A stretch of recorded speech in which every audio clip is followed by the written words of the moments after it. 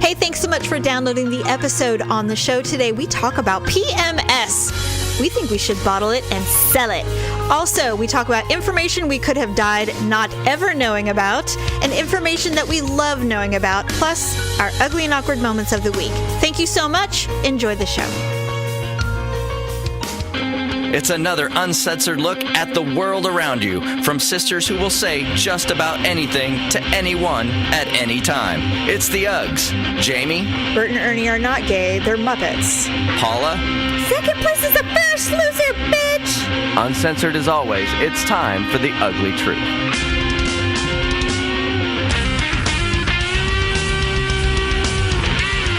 Welcome to the Ugly Truth. It is episode 309.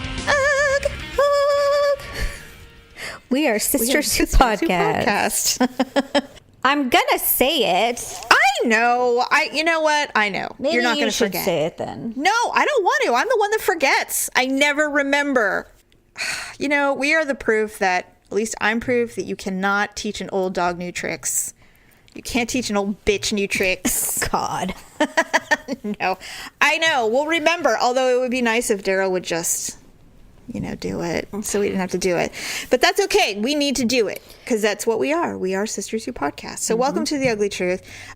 I am in the crux of PMS. I thought for sure I was going to start my period yesterday, and I didn't. So I'm just PMSing like crazy. And sometimes, I don't know about you. I know you have pretty infrequent menstrual cycles. The last few months they've been pretty spot on, like right around the first of the month. Oh, that's good. Yeah, just as I'm writing the rent check. So I'm like, well, that's fun. So you're in a super good mood when you're doing it. Double whammy. Yay. Some months I have no PMS, and then suddenly I'm like, oh, God, it's time. And then it'll just come. Really? My period will just show up. Yeah. But the thing is my cycles are off because I live with an 18-year-old now, a young lady who's almost regular at this point. Finally, after like 3 or 4 years of being a woman, she's finally getting on a regular cycle. Yeah. So I think we're gonna sync up, and eventually we're gonna be on the same cycle, and I'll just know when it's coming. But my body still is just super hesitant to sync up with her, so I get PMS sometimes, and my PMS varies. I don't know about you. It depends on the hormone levels, I assume. Some months I'm very weepy. Tired. I feel like I'm getting sick. I'm not sure what's wrong with me. And I got this new symptom. It happens now. This is the second or third month in a row.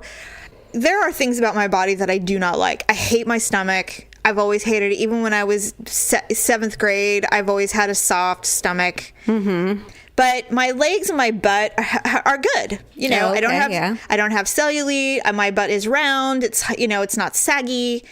And I also like my small shoulders. But lately, when I'm PMSing, my thighs feel like I'm carrying 10 pounds of water in them. Oh, my God. It is the weirdest thing ever. I have never had a problem with my thighs.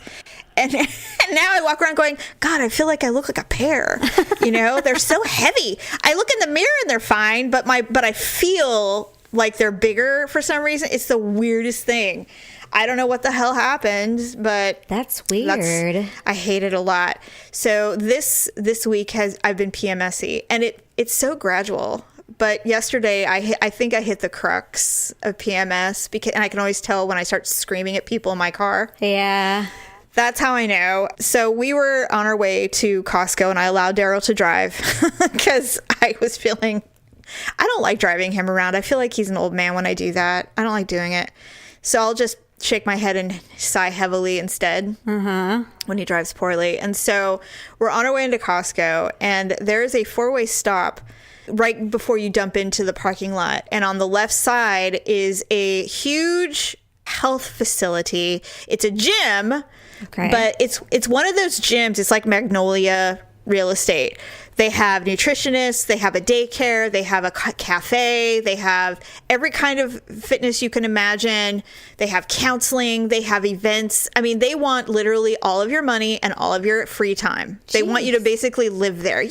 They're all inclusive. I hate things. It feels culty almost. A little bit. Well, total exercise freaks. I mean, that's all they do. It's true, but they want, I mean, they have a swim team for the kids. They have master programs for the adults. They have racquetball, tennis. I mean, they want you to be at home, work, and their place. Do they And have that's it. like one of those cryogenic things? Yes, Like, they have everything. They have it all. And I can't even imagine how much it must be to be a member of this cult. you'd have to pay me to go in there. I wouldn't want to do it. Never That's walk for in there. No.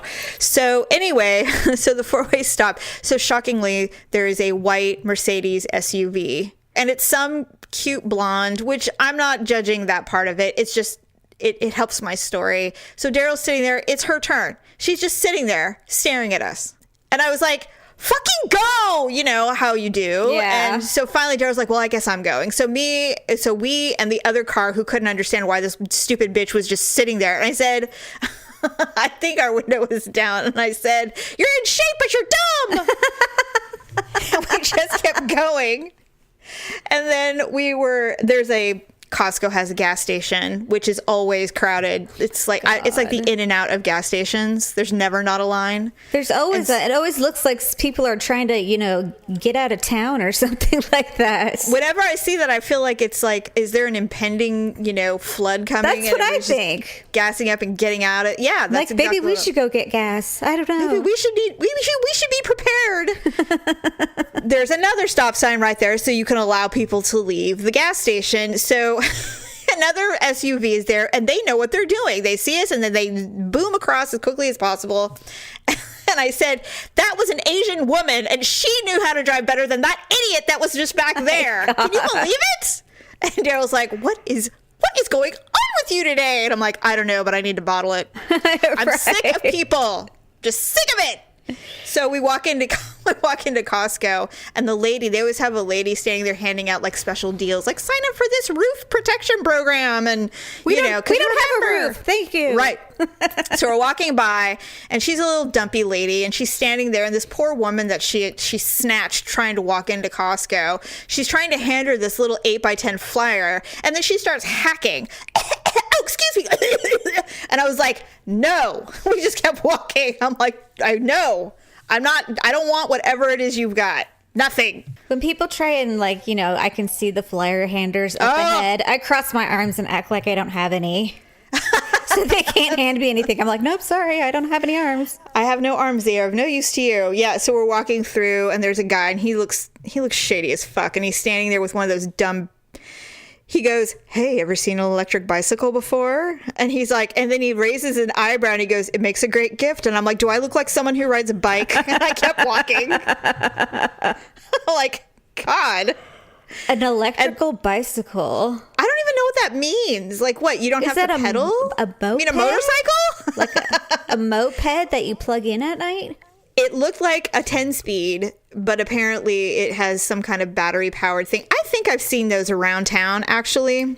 They're probably all the rage in San Francisco. Probably. I have no idea. But I said, man, they need to find a better person. Then we walk by another carny, and he's like, hey, you guys like vitamins? I'm like, no. No, I don't. I'm like, what the hell is going on? Where's all the old people to buy up their time? I mean, usually when you go to Costco and there's all those sampley people and all the salespeople trying to get you to buy shit, they're surrounded by the elderly. Like, where are they? It's in the morning. Aren't you people up and around by then? We're at the bagel bites on a toothpick. God, and there was no food samples, so they had a lot of free time. They could have been commandeering all of these carny people. So now you're PMSing and starving because there's no food samples. God, I don't do that. Oh. I do not. No, I refuse. Daryl will do it because he's a guy, and guys will be like, woo, food. But I refuse. I refuse to be one of those sample people. What do you think? You're going to get diarrhea? That stuff is exposed to thousands of people in that disgusting little oven that they have, 5 more minutes. And I'm like, no, I just won't do it. Daryl will be like, well, it's a sausage. I'm like, enjoy your diarrhea. Right. God. No, I will not do it. So anyway, I was laying there last night because I was really salty. Sounds And I was laying there. And I was like, if I could bottle this, I would make a fortune. If there was a way to bottle this this empowered feeling and give it to people, I would make so much goddamn money. I guess that's what steroids are, though, right? Maybe. It sounded a little bit more just like hate or rage, but maybe. If it's empowerment to you, then I can always tell when Daryl knows it's not normal, because he gets this really weird, like, vacant look.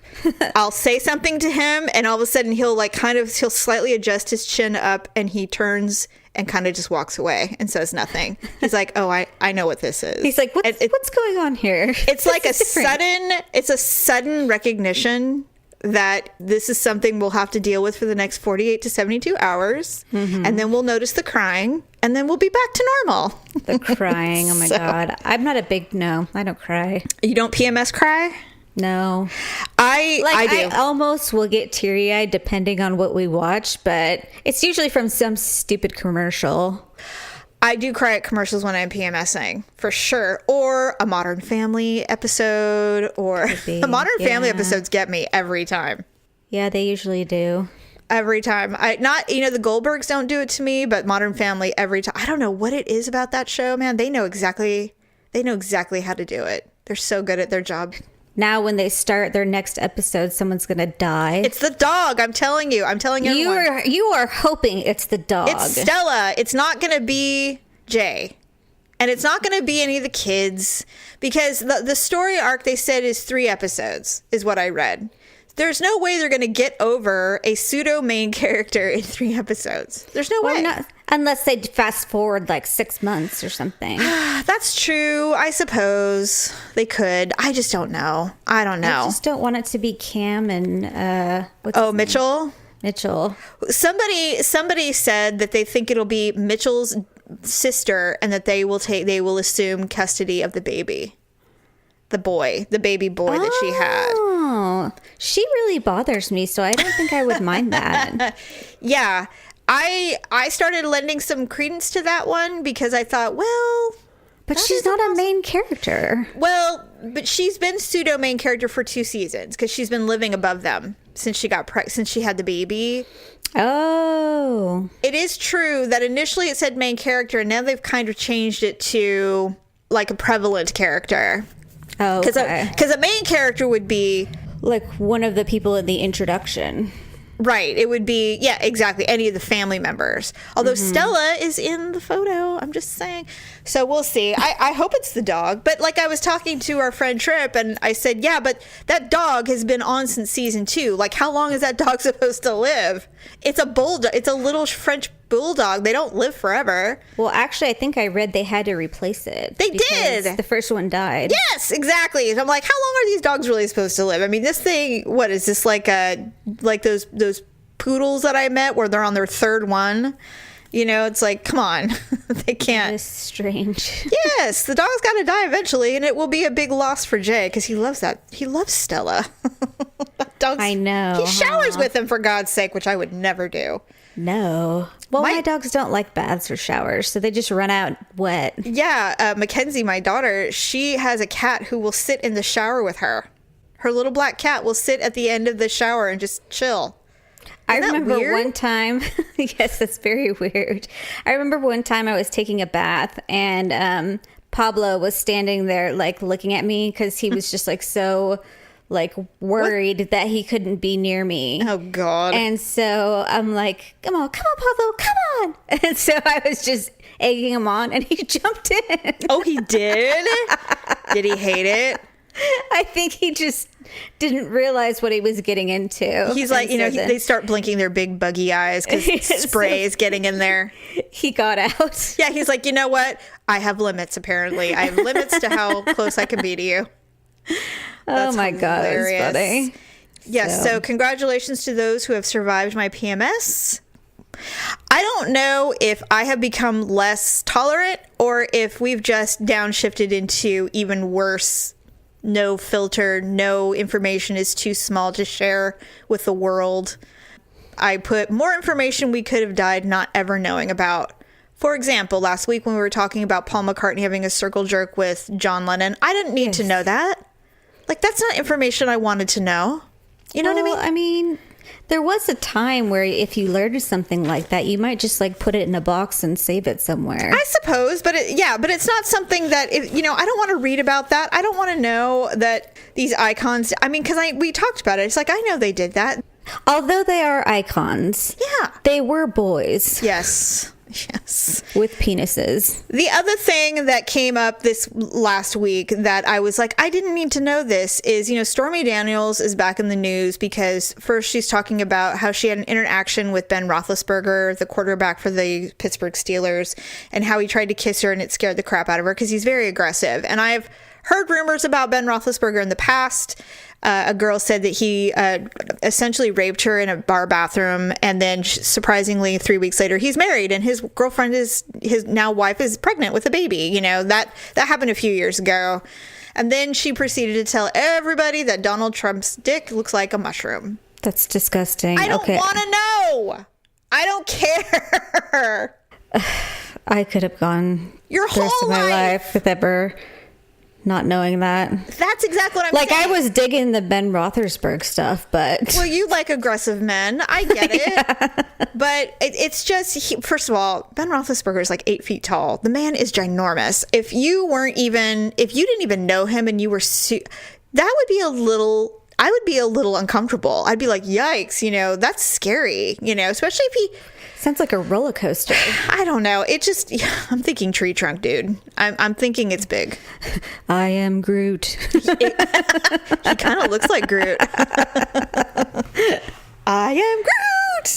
But the mushroom penis thing, now I have a visual, and and the thing is I imagine it exactly the color of a mushroom too. Well, it probably is. He's an old man. And then not only that, but it's like, is he going to address and say, hey, I'm a grower, not a shower? It's like, I don't want to know. I don't want to know anything about this. Nothing. You know what I mean? Yeah, that's going to be his next tweet. Oh, God. I hate it. And it's like, this is information that I don't want to know. Now, here's another one. Initially, information I didn't want to know, but I've kind of softened on it because things have kind of fleshed out. This went around for about a day, where the writer for Sesame Street, he wrote for Bert and Ernie. Oh God, I can't even handle this. Okay, but go ahead. So he didn't say that Bert and Ernie were gay. The media said, writer says Bert and Ernie are gay. And then Sesame Street goes, Bert and Ernie are not gay. They're Muppets. They have no sexual orientation. They're Muppets, right? And that's how I felt about it. I'm like, well, they don't have sexual anything. They're Muppets. They don't have genitals. I mean, they're these humanized felt creatures to portray feelings and situations for children. We don't put sex into things like that. I mean, we better fucking not, and it's not about not having gay characters. It's that these iconic or OG Muppets were never created to portray a gay couple. And so the writer basically said, he's gay. The writer is gay, and he has a partner, or maybe his husband now, hopefully, that when he started writing for Bert and Ernie, he based their personalities on he and his husband's personalities and how they were so opposite. Like Bert is super, organized and serious and doesn't like mess, and Ernie will eat cookies in bed and, is a mess all the time and laughing and all that. And he's like, that was our relationship together. And so I used that part of it to create this friendship of Bert and Ernie. And I'm like, see, now that I love that, because that means that is all that is he was using influence from his own personal life to create these two amazing little friends. And that's what it is. And so to me, it's like, that doesn't mean they're gay. It just means that that's what he used as an influence to write this stuff. But here's my problem. I don't want to know any of it. I just want to know that they're Bert and Ernie. Why do we have to know all the dirty Nobody wants to know how the hot dogs are made. It's something I say all the time. It's like, do we really want to know, or do we really care? Does it matter? No. Stop ruining my childhood. I just want to like them, Yeah, exactly. Crazy. It's like, it's not about gay or anything. It's like, why do we have to know all of that? I don't want to know any of that. Like if someone said, well, Mr. Rogers spanked his children. It's like, I don't want to know. So what? I spanked my children.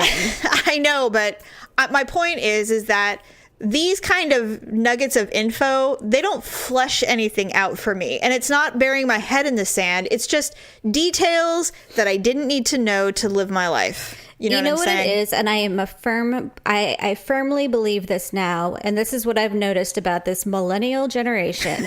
They have to label everything. You're right. Everything has to have reason. Everything has to have a reason and a purpose. Everything. And if they can't, put a sticker on it to make sense of it or something like that, then it's all hell breaks loose. The millennial generation definitely likes to know everything and label and classify and cut up into every little group. Everything, nothing can just exist, right? Well, that's where we got all these little weird sexual groups, Yeah. Well, yes, agreed. Speaking of, and I'm not going to I guess I shouldn't call them weird. No, but, it's not. It's not weird. It's just that everything has a label, basically. Right. And if they don't have a label, then they're going to make one for you. Someone's going to create one for this niche. Interestingly, I don't really, personally, in my personal life, I don't know anybody who has transitioned from male to female or female to male or anything like that. I still think that's pretty rare. I don't think that happens often. Basically, someone that I worked with 20 years ago, he's older than me, much older than me. He couldn't be my dad necessarily, but he's, older. Right. He transitioned from male to female within the last probably 10, 12 years. Really? Yes. And I found out about it because she got married. And someone that I also worked with was there officiating their wedding. And I have to tell you how happy I was for her. Because you always hear things when, about people that you work with, and you hear things like, oh, they're a little off, or, we can't tell if they're gay or whatever. Oh, right. Back in the day when gay was not cool. And, or just, you didn't talk about it. And I said, well, is he gay? And they're like, I don't know. I don't think so. No, before he had said that he always knew he was a girl when he was a little boy, like when he was 5 years old. He felt like a girl. And he actually had a pseudo prominent position in an industry. And so he was interviewed by a prominent media company about his transition. And he's not in the industry anymore. Not because he transitioned, but he finally, you kind of age out sometimes in this industry. And so he just moved on to a different thing. But when he was let go from his final job, he fully transitioned. He's like, nope, that's it. I'm no longer going to hide this. I'm doing the full transition. And he went all the way. And he even had shaved down his jawbone, everything. Wow. Looks female. And it was funny because I can see the sparkle in his eye that he had before. Now so I see the old person, but truly female. And the way that it was explained in the article was the first time I read an article that made sense to me about transitioning, how you feel like a female your whole life. But because of your exterior, you're afraid. And so you don't do anything about it. And so when she explained the scientific part of it, it made so much sense to me. I was like, it was like a light went on, and it's not easy. And it's I thought, God, I'm like, how can you imagine what it must feel like? Like, we're female, as female as it comes. But can you imagine waking up every morning having a penis? No. And that's how she felt her whole life. And she was married, had children, and still is attracted to females. So she married a woman. So wait a minute. She was a man that became a woman, but she still liked women. Yes. She says, I was a lesbian trapped in a man's body. Wow. I know, that's a lot, right? It is a lot. So anyway, I know. And I was surprised by my reaction. I thought I would be a little more, not negatively shocked, but just like, wow, I can't believe it. But I was actually I had joy. I was so happy for her. So I don't know. I just wanted to share that with you because we were talking about it. Right. No, that's... Yeah. So that is some information I love knowing about. Some other information I love knowing about is that Jessica Simpson is pregnant. I heard that. I didn't know. I had no idea. She's going to have a little girl. I know. So she has a boy and a girl right now. She has a boy right? and a girl, Ace and Newt. I don't know. She's got weird names for her kids. I know. She's a celebrity. Yeah, she is. And she's 38. She's worth $150 million.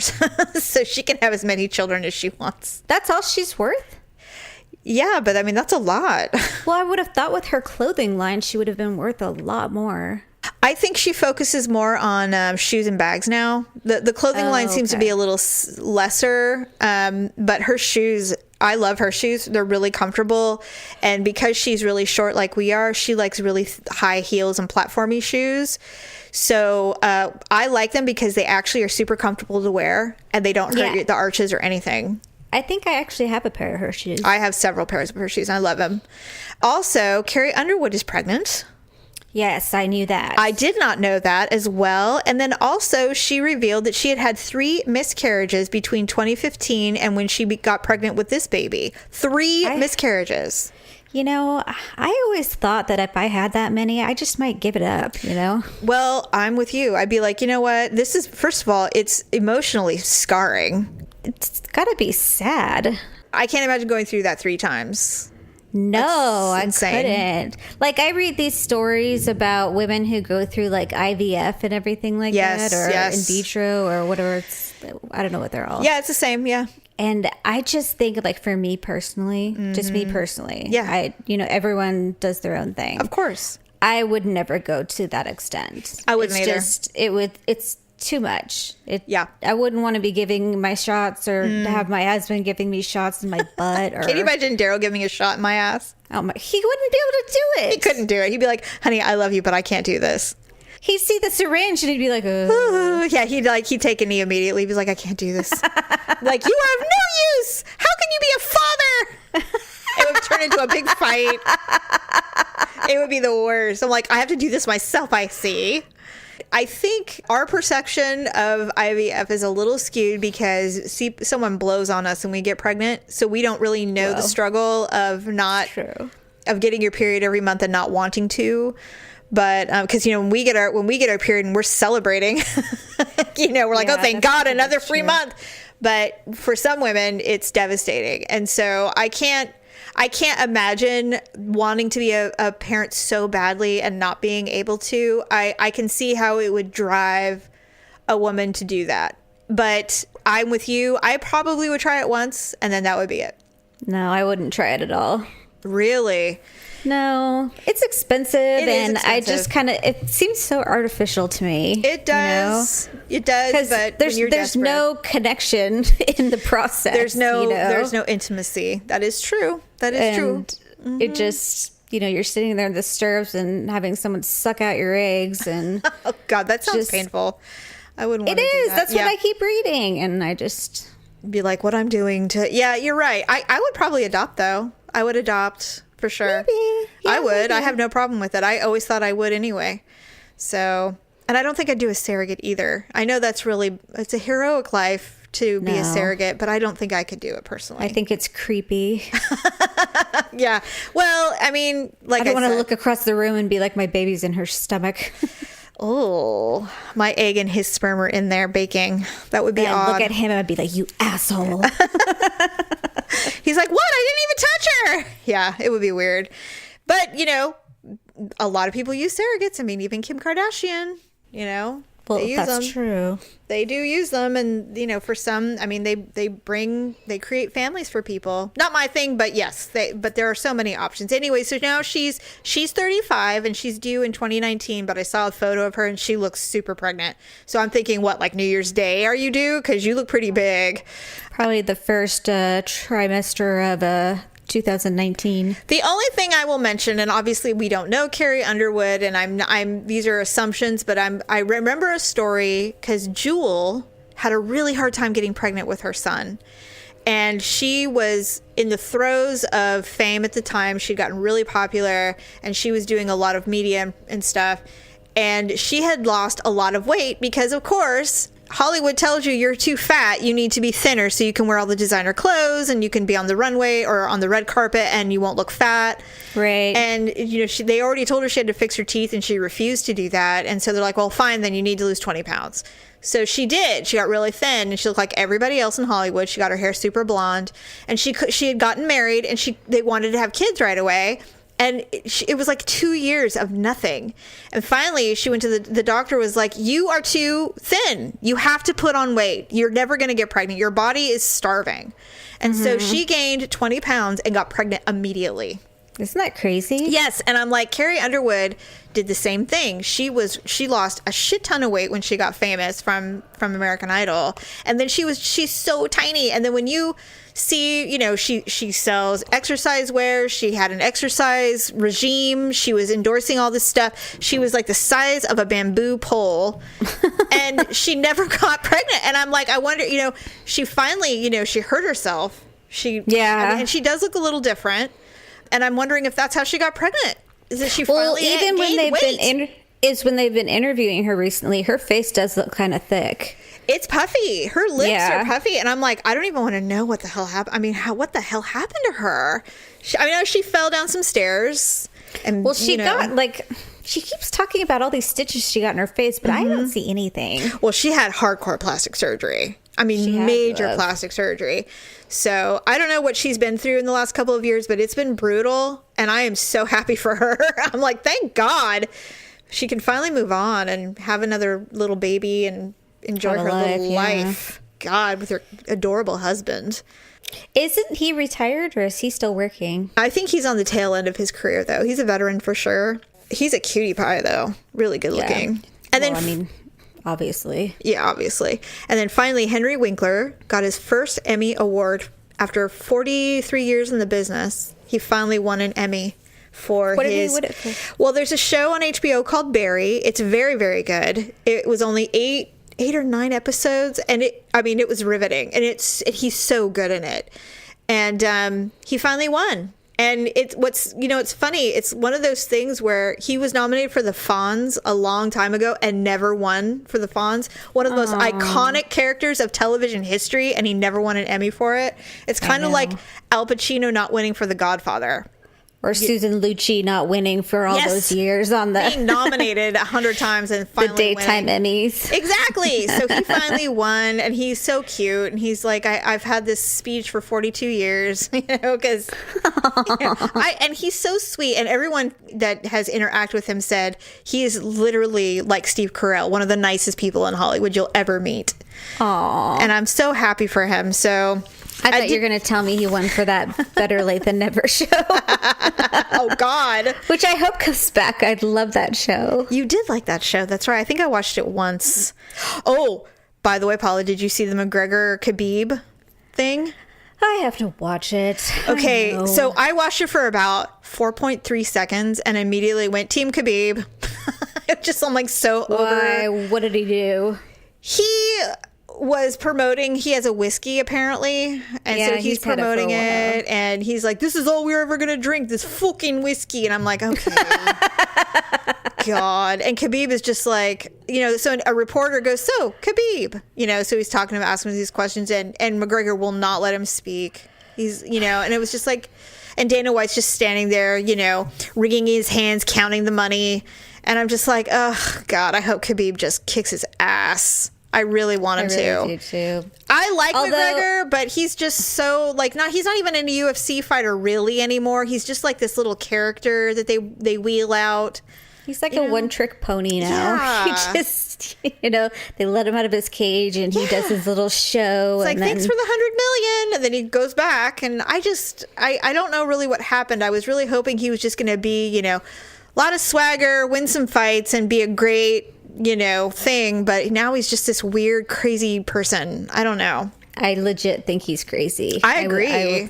He's smoking his own whatever. Whatever he's endorsing. Yeah, he's not so great. All right, well, speaking of not so great, let's do our ugly and awkward moments of the week.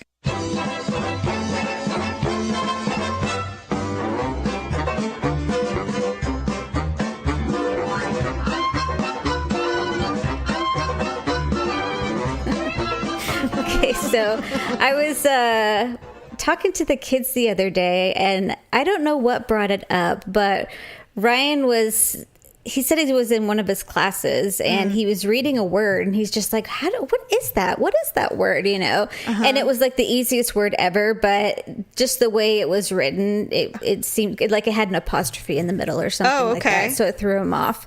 And so I said, okay, Amal, tell me what this word is. So I wrote down the word hors d'oeuvres. Okay. Do you know how to spell that, or? Hors d'oeuvre. Okay. So he's like, I don't know what that is. He's like, Hors d'oeuvres? Yeah, exactly. So I've told him when I was 16, I worked at this really fancy restaurant as a hostess. And we always had like the specials on this billboard next to the hostess station. And so it said, the nightly specials. And then above that, it would say like what would be the appetizers. But they didn't call them appetizers. They called them hors d'oeuvres. Oh my God. So I thought hors d'oeuvres was one of the appetizers. And so I was just like, oh my God. I'm like, what is that? Because, some people might ask me like what it is. Did you ask someone before you said it to a person? So I went into the bar and I asked the bartender, I'm like, do you know what hors d'oeuvres is?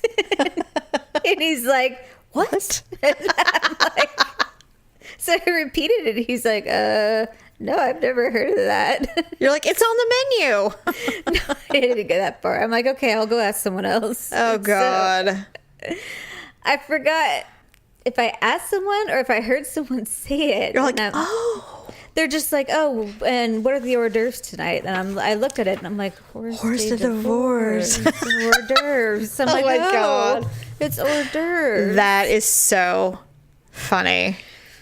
We're so uneducated. I was so embarrassed. But I mean, fortunately, I embarrassed myself in front of someone who didn't know what I was talking about. So can you imagine being in front of a table and tonight's special is hors d'oeuvres, mozzarella sticks,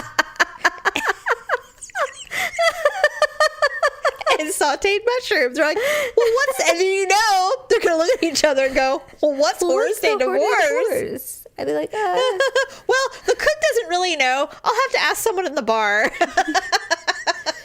God. I'm not familiar with that special, so. That is hilarious. Well, we're out. But we just started seating. God. That is so funny, Paula. Oh my God. That's hilarious. Forever I couldn't spell sugar. Forever. Sugar? Never. I'm like, I don't understand how to spell sugar because there's no SH. I was thinking, like, did you do SURGAR? I did. I used to go sugar, and so I'd go SRUGUR, SRGU. I mean, how many letters were in there? I don't know. And I was a smart kid, and I couldn't figure out sugar. I'm like, why can't my brain understand sugar? It was the weirdest thing. And then finally, my teacher's like, I think it was my fourth grade teacher that he made me write down sugar like 100 times so I could remember how to spell it. And even now when I have to write it down, I have to like go SUG. Like I have to literally say it out loud. That's a weird thing. I still can't spell inconvenience to this day. Inconvenient. You know what else I can't spell? Definitely. I cannot spell that's definitely. Another one that I get stuck on too. I can't spell it. I'm just like, thank God for autocorrect. Yeah, really. I just wait when I finish the word. I wait for the red squiggle line. Me too, because I know I spelled it wrong. And then I remember a movie once where like people who put in E indefinitely. I'm like, there's no E indefinitely. Oh my God. I'm like, what am I doing? So anyway, there is an E just in the beginning. I don't know, Paula. I don't know. It's the weirdest thing that I can't spell certain things.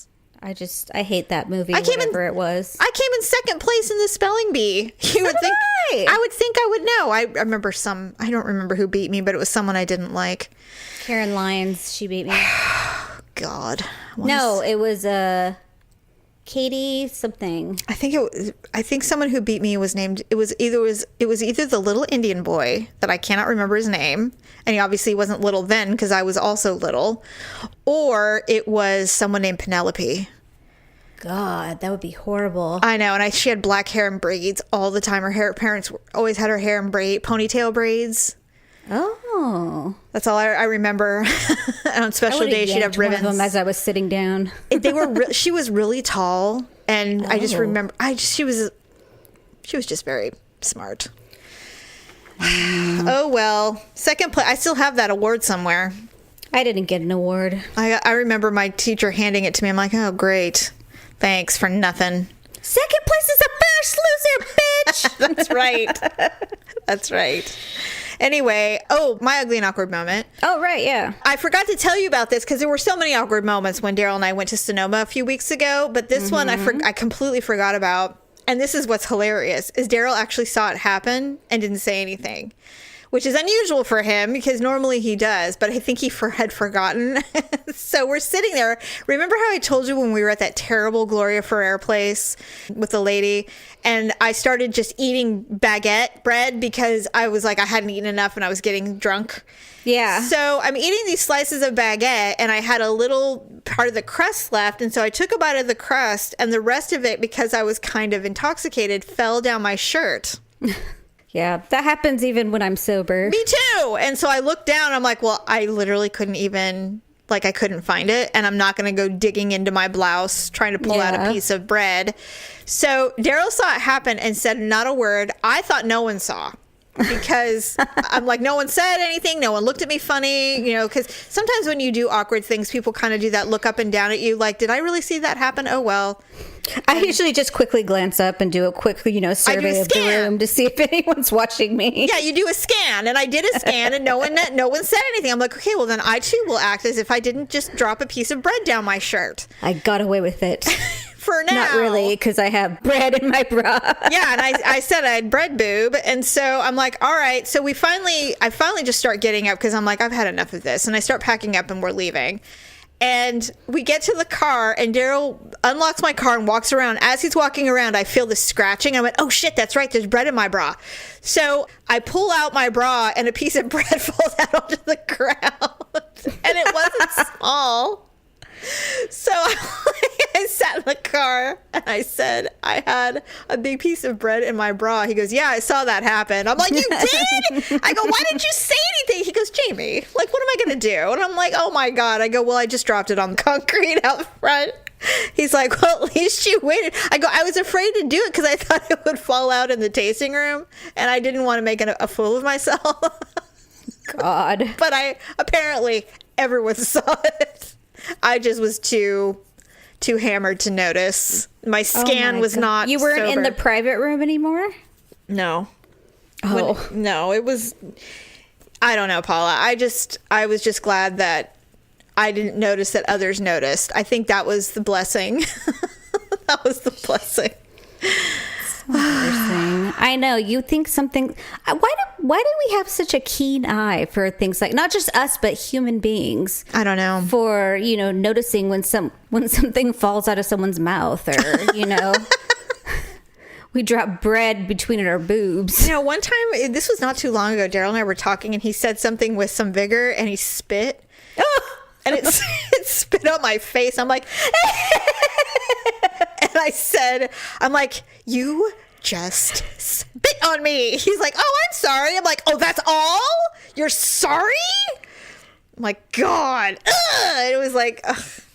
And it's funny because, it's like you accept your tongue in his mouth or, all of that. And yet you spit on me true. like a minuscule spit. And it's like, you're disgusted. I know. And I am completely weird. Anyway, all right. Well, I don't know.